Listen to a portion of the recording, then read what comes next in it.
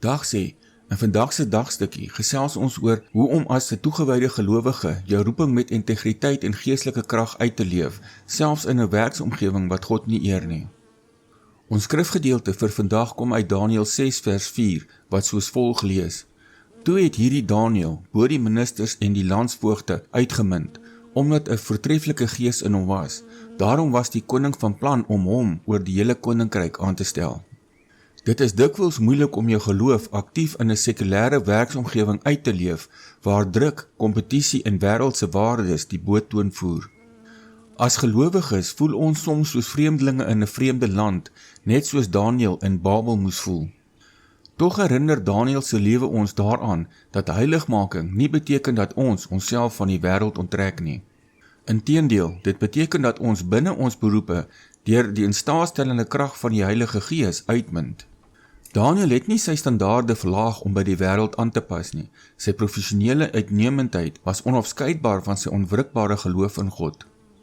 Die Here roep jou nie net om werk toe te gaan nie, maar om daar as 'n disipel te groei. Wanneer jy jou take verrig asof jy dit vir die Here doen, word jou werk 'n altaar.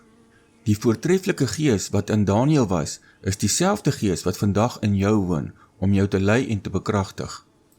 Jou getuienis by die werk lê nie altyd in groot woorde nie, maar in jou betroubaarheid, jou integriteit onder druk en jou volkomme afhanklikheid van God se wysheid wanneer uitdagings opduik. Hier is 2 praktiese stappe vir vandag. Eerstens, pak jou moeilikste take eerste aan. Neem die doelbewuste besluit om dit vandag as 'n offer aan God te doen, heeltemal sonder om te murmureer. Tweedens, skep 'n oomblik van stilte. Rig 'n spesifieke tyd in, al is dit net 5 minute tydens jou middagete, om die Here se teenwoordigheid in jou werkplek te erken. Vra hom om wysheid, sodat jy jou werk tot sy eer kan verrig, en sodat jou kollegas Christus se werking in jou kan raak sien. Kom ons bid saam.